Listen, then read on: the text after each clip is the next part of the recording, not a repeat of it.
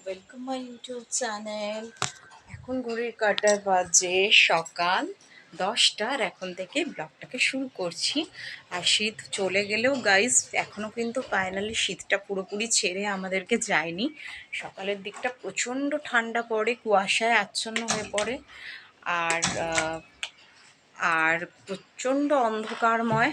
আমি তো পুরো জানলা দরজা পুরো পর্দা ব্লেন্ড করে রাখি না, পুরো দরজা দেওয়া থাকে। আর পুরো 10টার সময় আমি পুরো জানলাগুলোকে খুলে পর্দাগুলোকে সরিয়ে দিলাম। আর আজকে দেখো বাইরের ওয়েদারটা কি সুন্দর একটা সুন্দর ঝলমলে রৌদ্রময় পরিবেশ। অনেক দিন পর এরকম সুন্দর একটা রৌদ্র উঠলো। আর এখন থেকে ব্লগটাকে শুরু করছি। আর এখন ঘরটা ফার্স্টে ক্লিন করে নেবো, তো দেখতে থাকো আমার সাথে।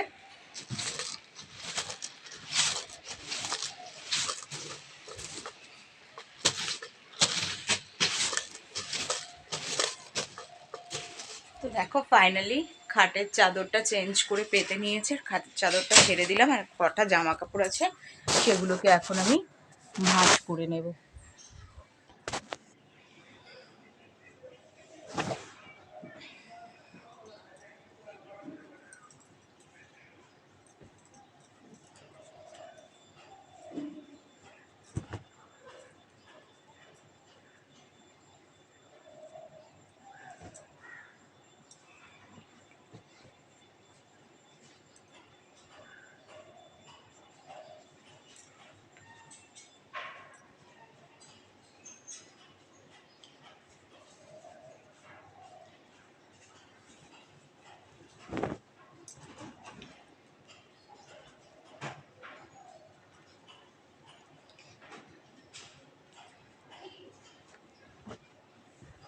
দেখো ফাইনালি আমি সব কটা জামা কাপড় এইভাবে ভাঁজ করে নিয়েছি। আর এখন ঘরটা ক্লিন করবার জন্য একটা কাপড় নিয়ে নিয়েছি। আর আজকে খাটের লুকসটা তোমরা দেখো গাইস।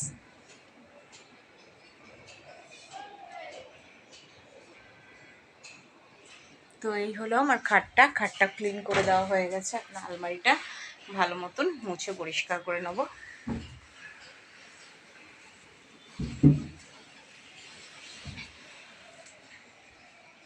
তো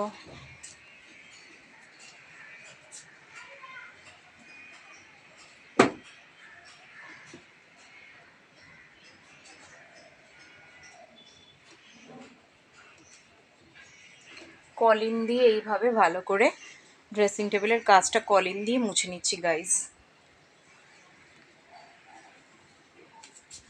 এবার ড্রেসিং টেবিলের উপরে সাদা অংশ, তো এইগুলো না ভালো করে কলিন দিয়ে না, শুকনো কাপড় দিয়ে না মুছলে না, মানে নোংরা ডাস্টগুলো জমা হয়ে কালো হয়ে যায়। এর জন্য প্রত্যেক দিনই একটু করে মুছতে লাগে। মুছলে জিনিসটাও ভালো থাকে, দেখতেও সুন্দর লাগে।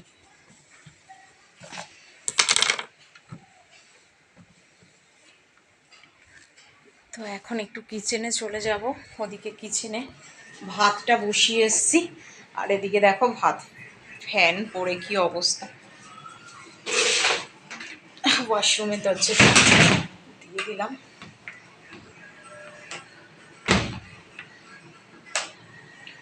আর ভাতে এখন একটু জল দিয়ে দেবো, তো দেখতে থাকো আমার সাথে।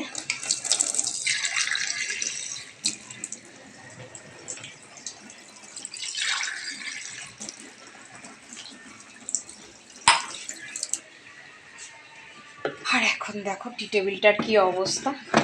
মশলা করা রয়েছে, মিক্সার মেশিনটা মশলা করে রেখে দিয়েছি আমি। এই যে মিক্সিতে মশলা করে নিয়েছি, ওটা সরিয়ে দিলাম।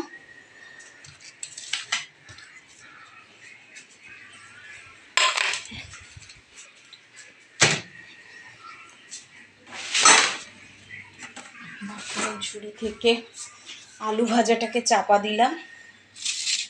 সকালে দুধটাকে গরম করে রেখেছি, দুধটা এই পাশে রেখে আর এদিকে হটপটে রয়েছে রুটি। রুটিগুলোকে ঢাকা চাপা দিয়ে এখন রাখি। আর এর পাশে পনিরটাকে একটু জল দিয়ে ভিজিয়ে রাখি ফ্রিজে। ফ্রিজিং ছিল তো, একজন জল দিয়ে একটু ভিজিয়ে রাখছি। আর এই জায়গাটা এখন একটু ক্লিন করে দেবো।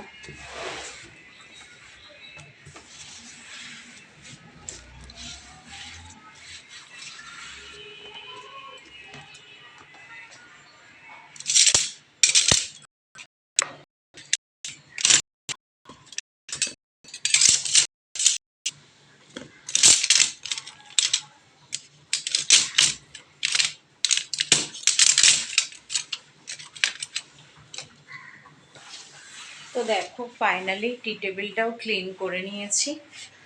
আর এদিকে ভাতে জল দিয়ে দিয়েছি। দেখে একবার জন্য বানিয়ে নিই, একটু ধুয়ে নিই।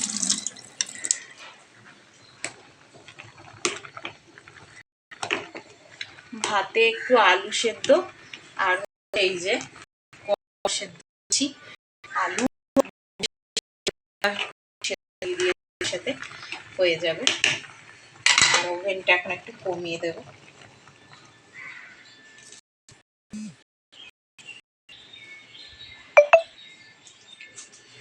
আর এই পাশে আমি মাছের ঝোলের জন্য আলু আর বেগুন একটু কেটে নিয়েছি আগে থাকতেই।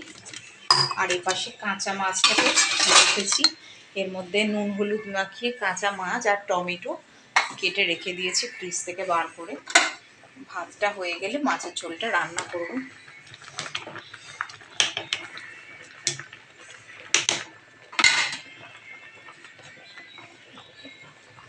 ভাতটা ততক্ষণ হতে থাক, আমি একটু ঘরের ক্লিনিংয়ের কাজগুলোকে কমপ্লিট করে আসি এই ফাঁকে। এই টুকিটাকি কিচেনের কাজ করতে করতেই ঘরের কাজটা করে নিতে হয়। আমাদের মেয়েদের আর কি বলো, সংসার ছাড়া ঘর ছাড়া আর কি আছে। তো যেটাই আছে সেটাকে একটুখানি গুছিয়ে গাছিয়ে সুন্দর করে করতে পারলেই সেটার মধ্যেই পরিপূর্ণতা থাকে।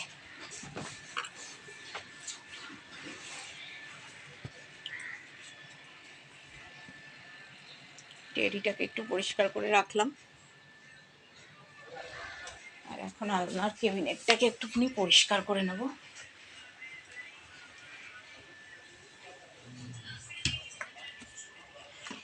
আমি এই ব্যাগটা যে কবে বার করেছি আলমারি থেকে সেটা আর তোলাই হচ্ছে না। ফোনের রিসিভারটাকে এখানে ক্লিন করে নেব। পুতুলটা ওয়াশ করব বলে আর ওয়াশ করা হচ্ছে না, প্রচণ্ড ধুলো পড়ে নোংরা হয়ে গেছে গাইস। আর এখন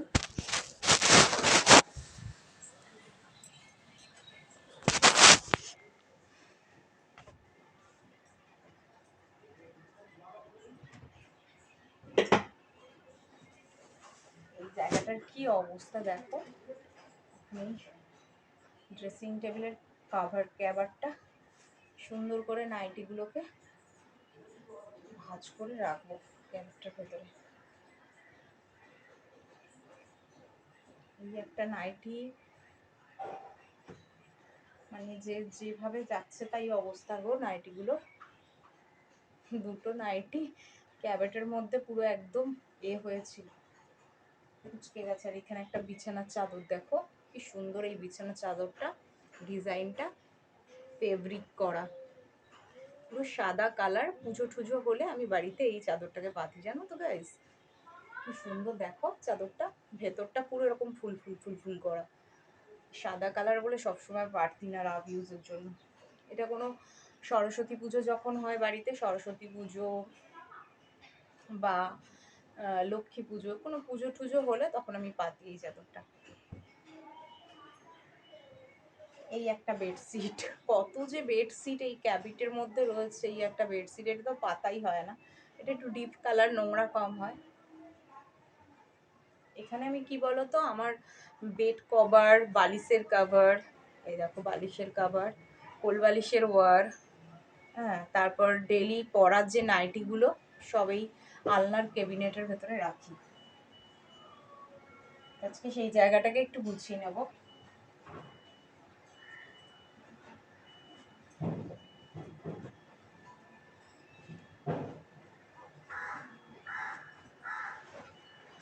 আর এই যে দেখো, মেলায় গেছিলাম তো মেলা থেকে পাপোশ কিনে নিয়ে এসেছি ভেলভেটের। খুব সুন্দর সুন্দর পাপোশগুলো দেখো, সব লাল কালারের কিনেছি। মানে 3টে ঘরের জন্য পুরো সেট কিনেছি। খুব সুন্দর, পুরো ভেলভেটের, এক এক রকমের ডিজাইন। এই একটা ডিজাইন, তারপর দেখো এইটা আবার প্লেন, আর এইটা আবার একটু কাজ করা। সুন্দর হয়েছে না পাপোশগুলো? এগুলো সব দেখো, এই দেখো ইয়ে করা, ট্যাগ মারা রয়েছে, সব ব্র্যান্ডেড কোম্পানি।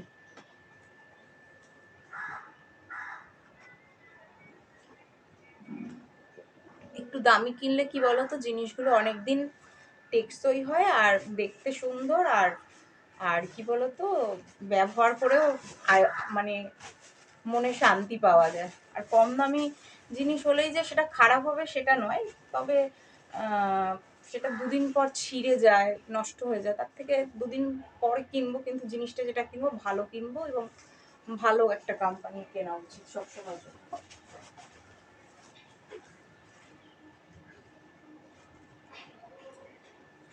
তো দেখো ফাইনালি আলনার ক্যাবিনেটটাও গুছিয়ে নিয়েছি, আর এখন আবার চলে যাবো একটু কিচেনে। আর আজকে আর কি বলতো, ড্রেসিং টেবিলটা না এত নোংরা হয়, আমি ড্রেসিং টেবিলের কাভার দিয়ে রাখি গো এখন। আর গরম পড়ে গেছে তো আরও ডাস্টটা বেশি হয়, কাভারটা দিয়ে দিলাম, ফেলে দিলাম। আর এখন ভাতটা হয়ে গেছে, ভাতটাকে আগে নামিয়ে নেবো।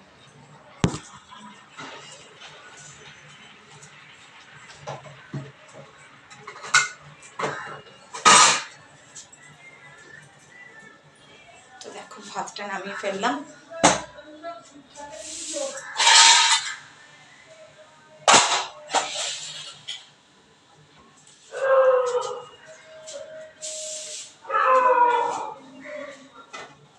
তো দেখো আমার ভাতটা উপর করে দিয়েছি। আর কি বলো তো, আমার না ভীষণ ভাতের হাঁড়িতে না কালি উঠছে, গ্যাসটার বার্নারটা মনে হয় কিছু একটা হয়েছে, তো লোক দেখে মিস্ত্রি রেখে এটা ঠিক করতে হবে। দেখো কিরকম কালি হচ্ছে, দেখেছো? যেন আমি উনুনে রান্না করেছি এরকম মনে হচ্ছে। এর জন্য ওই দিকের এই ওভেনটাতেই প্রবলেমটা হচ্ছে, জানো তো গাইস। এদিকের ওভেনটা ঠিক আছে, ওই দিকের ওভেনটা আমি জ্বালাই না, কিন্তু তাড়াতাড়ির সময় কি করব, দুটো ওভেন না জ্বালালেও তো হয় না। তার জন্য ভাতটা ওপাশে বসাই, তরকারিগুলো আমি এই দিকটাতেই করে নিই। মনে হচ্ছে যেন আমি কাঠের জালে রান্না করেছি। অ্যাকচুয়ালি কাঠের জালে নয়, গ্যাসের বার্নারটা নষ্ট হয়ে গিয়ে কালি উঠছে, তো এটাকে ঠিক করতে হবে। তো এখন এপাশের গ্যাস ওভেনটা অন করে দেবো। আর চুলটাকে একটুখানি প্রেচার দিয়ে এখন আপাতত রান্না করছি না, বেঁধে রাখি, নাহলে না খুব মুশকিল হচ্ছে কাজ করতে গিয়ে, না চুলটা বারবার খুলে যাচ্ছে। কড়াইতে তেল দিয়ে দিয়েছি, আর এখন কড়াইটা এইভাবে তেলটাকে ঘুরিয়ে ঘুরিয়ে নেব, তাহলে তাড়াতাড়ি মাছটা ভাজা হয়ে যাবে।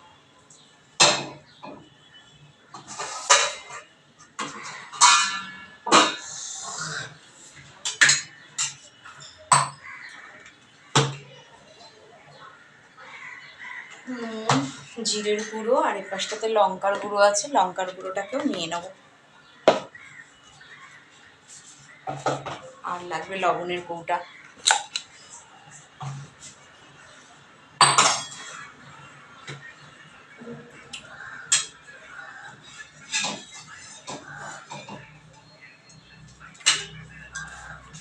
তো দেখো ফাইনালি কড়াইতে তেল দিয়ে দিয়েছি, কড়াইটা গরম হয়ে আসলেই একটা একটা করে মাছ কড়াইয়ের মধ্যে ছেড়ে দেবো।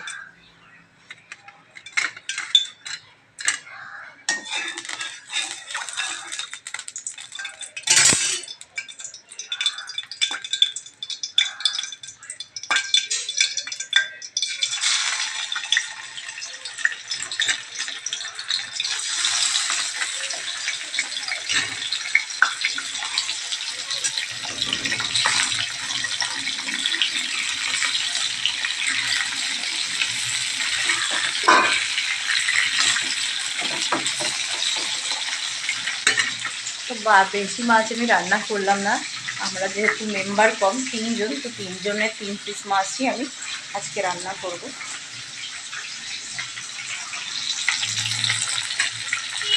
তো মাছটাকে ফ্রাই করে নিচ্ছি ভালো করে, আগে কড়াইতে ফ্রাই করে নিচ্ছি মাছটাকে।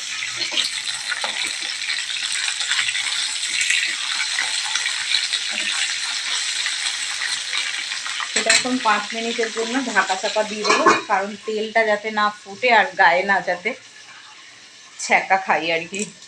মাছ ভাজার সময় আমি এমনটাই পদ্ধতি অ্যাপ্লাই করি, তাহলে কি হয় বলো তো, অনেক সময় যে সমস্ত মাছে আঁশ কম থাকে সেগুলো না তেল ভাজার সময় তেল ছিটকায় গায়ে এসে, গাতে যাতে ছ্যাঁকা পোড়া না খাই। তো তার জন্য আমি ঢেকে চেপে যখনই রান্না করি, আমি রান্নাঘরে এরকম আমার কড়াইটা এরকম সিস্টেম করা। তোমরাও চাইলে এরকম ননস্টিক কড়াই বাজারে কিনতে পাওয়া যায়, এরকম কিনে নেবে। তো এরকমভাবে মাছটা ভাজলে কি হবে, মাছটা তেল ঠিকরায় না, অনেকটা সেফলি রান্না করতে পারবে তোমরা। দেখো মাছটা হয়ে এসছে, এবার আমি এটাকে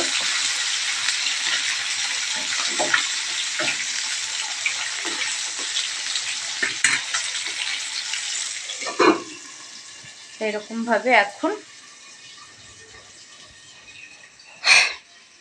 ভাজতে দিতে হবে। 5 মিনিট ভাজা হয়ে গেলেই তারপর মাছগুলোকে তুলে নিয়ে একে একে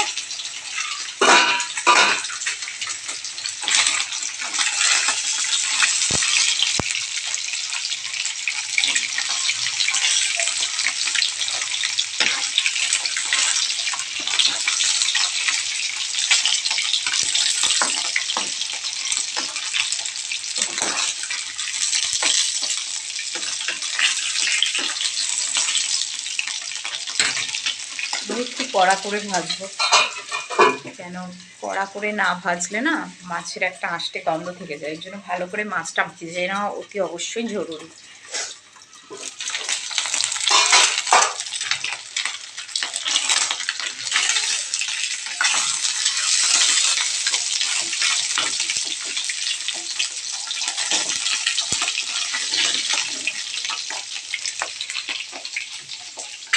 তো একটা একটা করে মাছ এখন তুলে নেবো, প্রায় ভাজা হয়ে এসছে।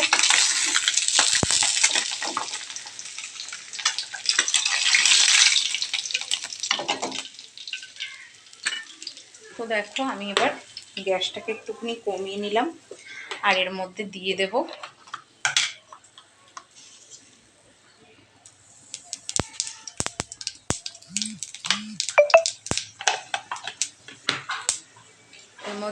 দিলাম একটুখানি 5 ফোড়ন, আর ধুয়ে রাখা আলু বেগুনটা এর মধ্যে দিয়ে দেবো।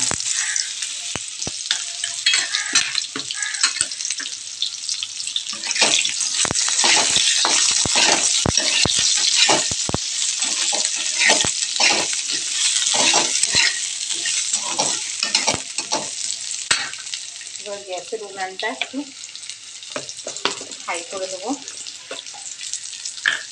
এর মধ্যে 1 চা চামচ জিরে গুঁড়ো অ্যাড করলাম,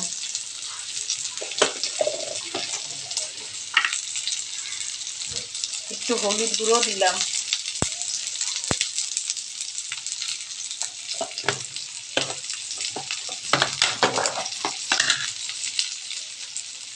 এক চা চামচ লঙ্কা গুঁড়ো দিলাম,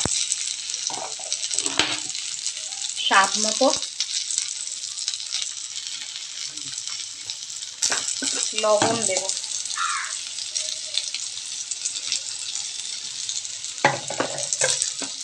লবণটা বুঝে দিতে হবে।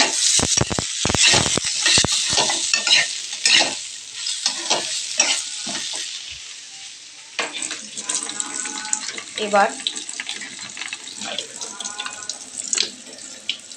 কেটে রাখা টমেটোটা দিয়ে দেবো।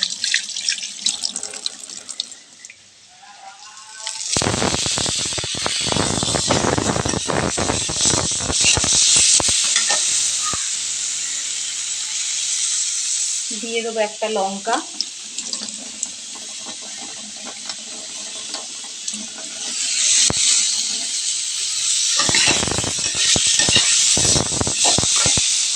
যেহেতু লঙ্কা গুঁড়ো দিয়েছি, আমি লঙ্কা বেটে দিলাম না,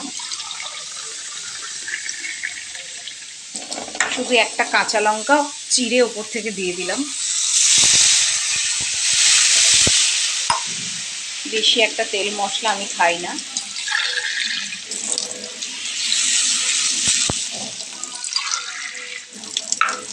এবার সবজিগুলোকে সেদ্ধ হওয়ার জন্য আমি তেল দিয়ে দিলাম, জল দিয়ে দিলাম, সরি।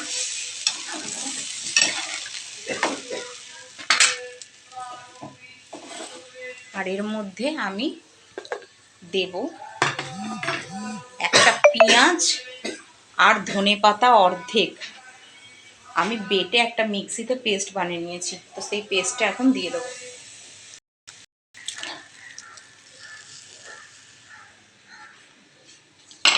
এটা একটা মাছের ঝোল, ধনেপাতা বেটে, পেঁয়াজ বেটে, আলু বেগুন টমেটো দিয়ে হচ্ছে। আর মশলা দেওয়া হয়েছে জিরের গুঁড়ো, লঙ্কার গুঁড়ো, হলুদ গুঁড়ো, নুন স্বাদ মতো, আর কিছুই নয়। এইভাবে রান্নাটা করে দেখো, খেতে খুব সুন্দর হয় ধনেপাতা দিয়ে। তরকারির রঙটা একটু সবুজে সবুজে আসে, তবে খেতে খুব সুন্দর হয়, স্বাদ হয়। ঝোলটা যখনই ফুটে আসবে তখনই মাছগুলো আমি দেব, এখন আমি মাছগুলোকে দেব না। ঝোলটা ফুটে আসবার জন্য আমি একটুখানি ঢেকে দেব। আর এটা হতে থাক, ততক্ষণ আমি ডালটা ধুয়ে রেডি করে নেব।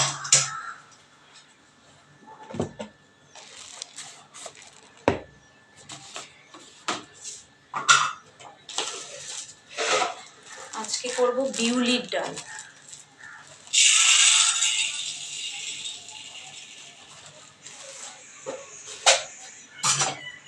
রোজ রোজ একরকম ডাল ভাল লাগে না খেতে, একটু ঘুরিয়ে ফিরিয়ে ভাল লাগে। তো ডাল, বিউলির ডাল নিয়ে নিয়েছি, দেখো এই ডালটাকে এখন ধুয়ে নেব।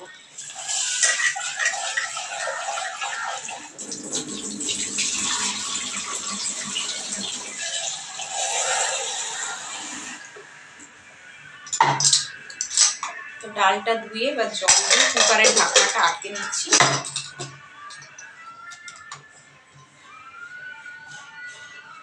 মশলার কৌটোগুলো একটা একটা করে রেখে দেবো জায়গায়।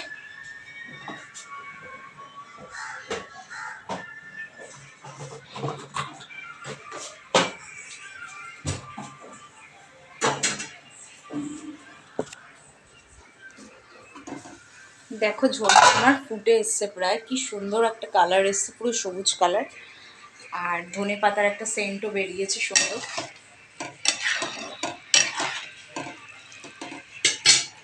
এর মধ্যে এখন মাছগুলো ডুবন্ত ঝোলের জলে দিয়ে দেবো।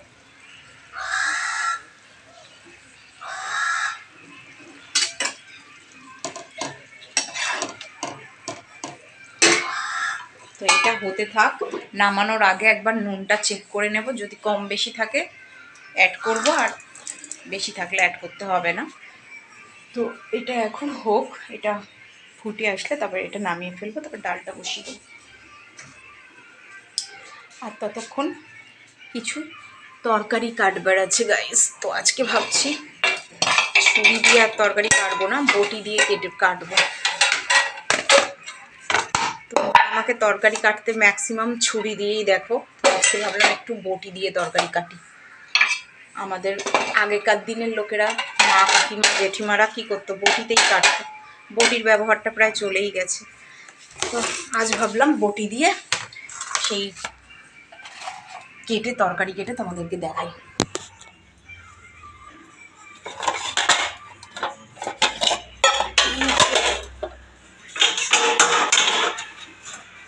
তরকারি কাটবার জন্য নিয়ে নিয়েছি একটা থালা। পনির করবো, তো পনিরের জন্য সবজি কেটে নেবো। এখন নিয়ে নিচ্ছি ক্যাপসিকাম, বিনস,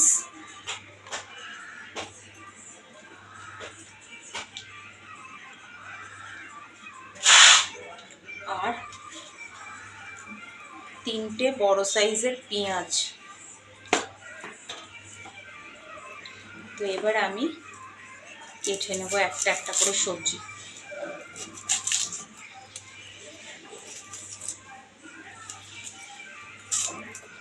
কিভাবে আমি চিলি পনিরের সবজি কাটছি সেটাই আজকে তোমাদেরকে দেখাবো।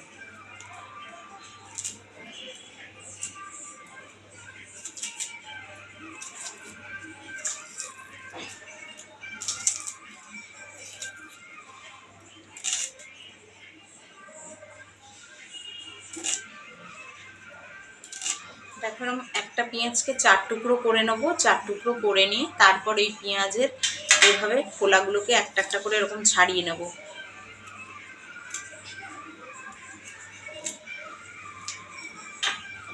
বড় পেঁয়াজ হলে খুব তাড়াতাড়ি হয়ে যেত, যদি ছোট পেঁয়াজ একটু সময় লাগছে খোলাগুলোকে ছাড়াতে।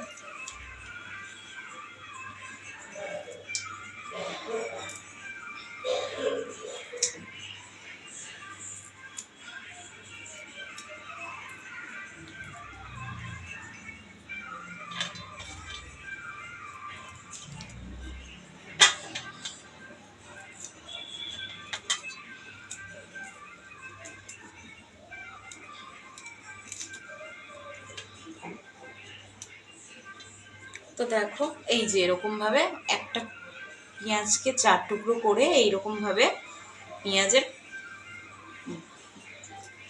পেঁয়াজগুলোকে এইভাবে কেটে খুলে নিতে হবে।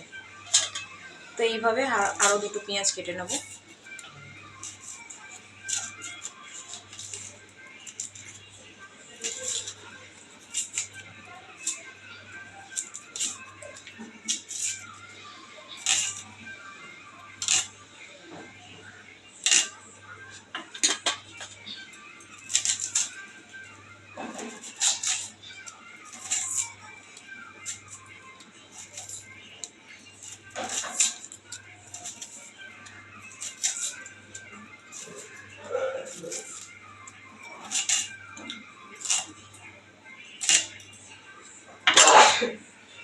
এবার আমি ক্যাপসিকামটা অর্ধেক করে কেটে নেব।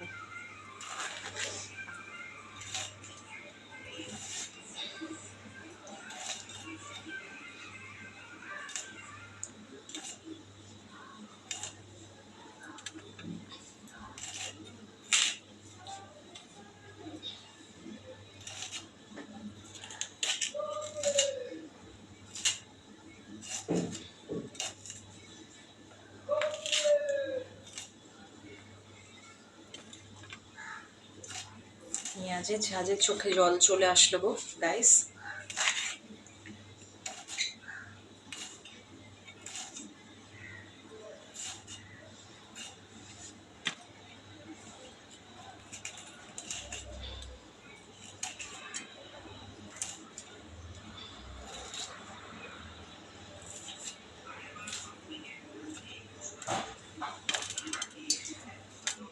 ক্যাপসিকাম পেঁয়াজ আমার কাটা হয়ে গেছে, আর বিনসগুলোকে আমি তাড়াতাড়ি করে কেটে নেব।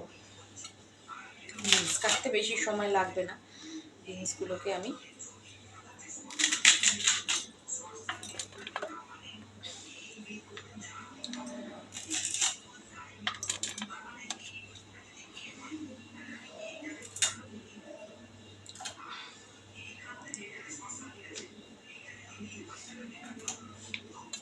তো আরও কাটা বিনস দিয়ে দিই।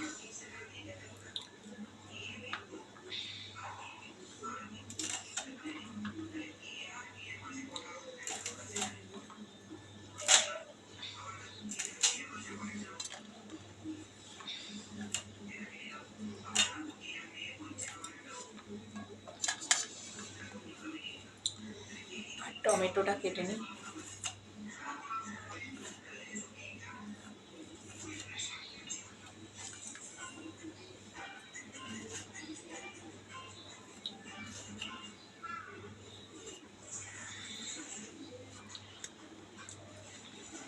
তরকারি প্রায় কাটা কমপ্লিট আমার। আর দেখো কিরকম তরকারি কাটলাম। এটা ক্যাপসিকাম, এটা বিনস, এটা পেঁয়াজ, এটা টমেটো। তো সবগুলো সুন্দর করে কেটে এখন পনির রান্নার সব উপকরণ রেডি। এর পাশে পনিরটা আছে, পনিরটা আমি এখন কাটতে পারবো না, প্যাকেটটা পুরো জমে গেছে, ফ্রিজিং হয়ে রয়েছে। বরফটা গলে যাক, তারপর প্যাকেটটা কেটে তারপর পিস পিস করে ছুরি দিয়ে কেটে নেব। এইভাবে এখন দেখো মাছের ঝোলটা প্রায় হয়ে এসছে। আর মাছের ঝোলটা পাশেটায় হোক, আমি ওদিকটাতে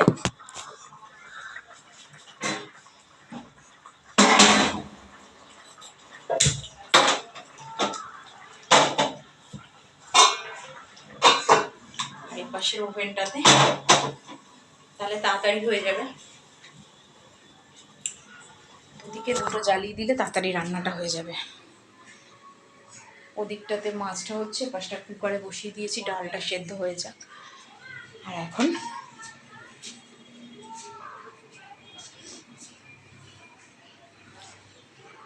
একটু গাছগুলোতে না জল দেবো, কিন্তু আমার সেই ছোট ঘটি সাইজের জলের বোতলটা পাচ্ছি না। আজকে গ্লাস দিয়েই জল দিয়ে দিই।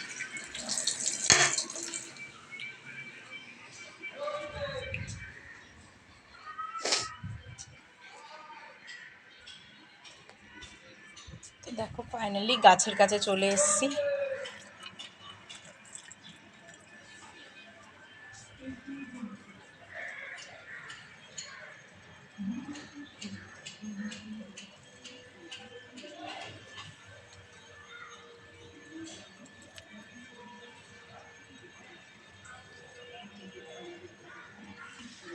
তো দেখো ফাইনালি এত রোদ্দুর যে ক্যামেরাটা আমি ধরতেও পাচ্ছি না। হ্যাঁ, তো গাছে জল দেওয়া হয়ে গেছে।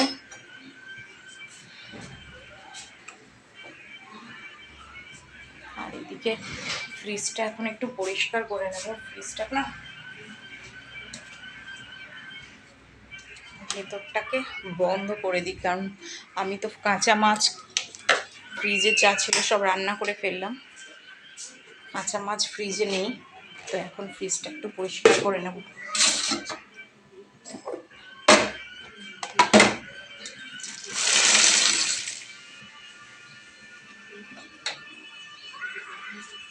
ফ্রিজটা পরিষ্কার করবার জন্য ফ্রিজের সামনে চলে এসেছি।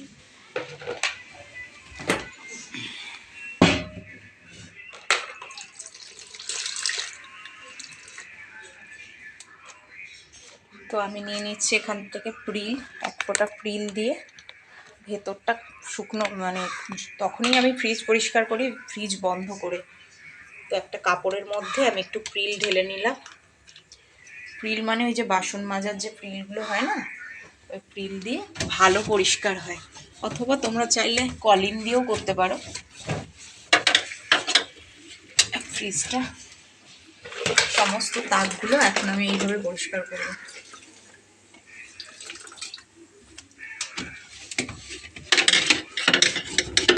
কি বলতো, ফ্রিজ পরিষ্কার করাটাও একটা কাজ, কারণ ফ্রিজের মধ্যে অনেক কিছু থাকে, শাক সবজি মাছ মাংস, হ্যাঁ, মাখন ঘি পনির।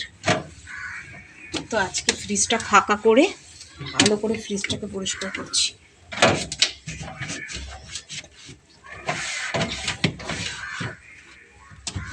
দেখছো কি অবস্থা ফ্রিজটা।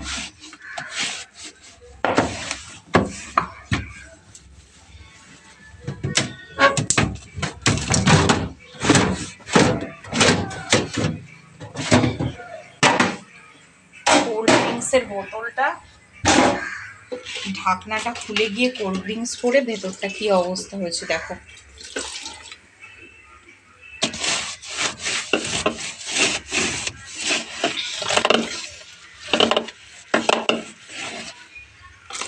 তো সেটাকে এখন ভালো করে পরিষ্কার করছি।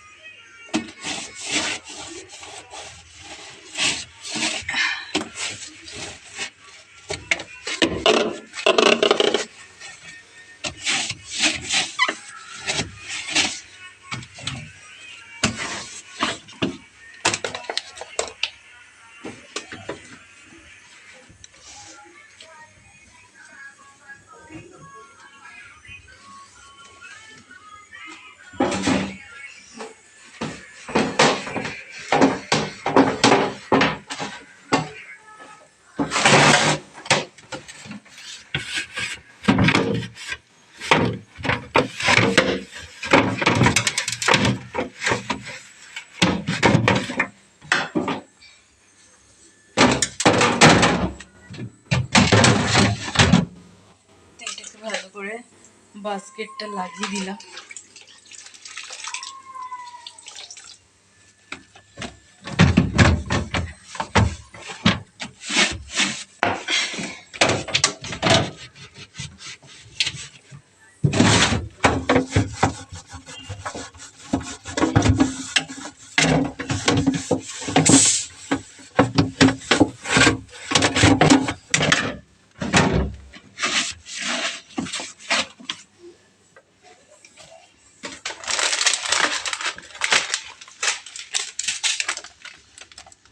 দেখছো এইটার কি অবস্থা।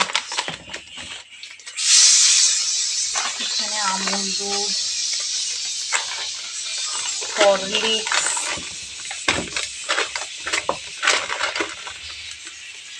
তারপর হচ্ছে পনির মশলা, চা পাতা, চাউমিন প্যাকেট সব ফ্রিজের ভেতরে রয়েছে। এদিকে ডিমগুলো তো ফ্রিজটা পরিষ্কার হয়ে গেছে। আর এখন বাসনের ঝুড়িটাকে সরিয়ে দেব এই পাশটাতে।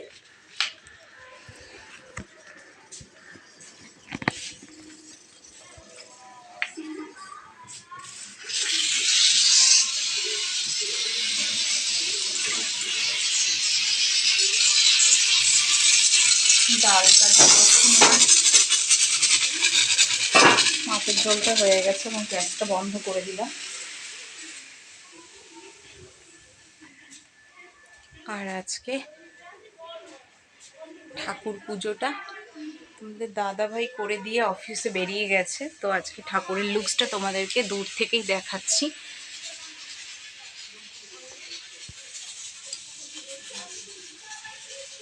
অফিস যাওয়ার সময় দিয়ে চলে গেছে পুজোটা।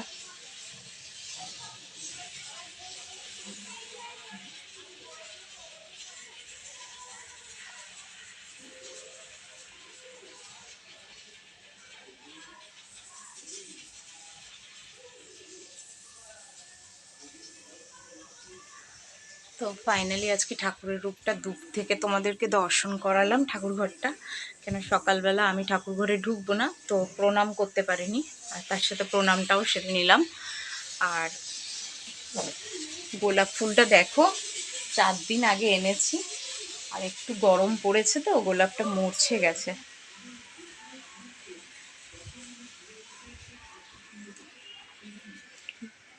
যেদিন আর কি রোজ ডে ছিল সেদিনকে গোলাপটা আনা হয়েছিল।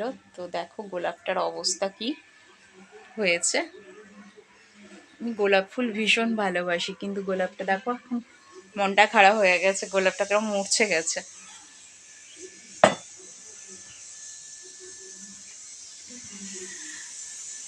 আর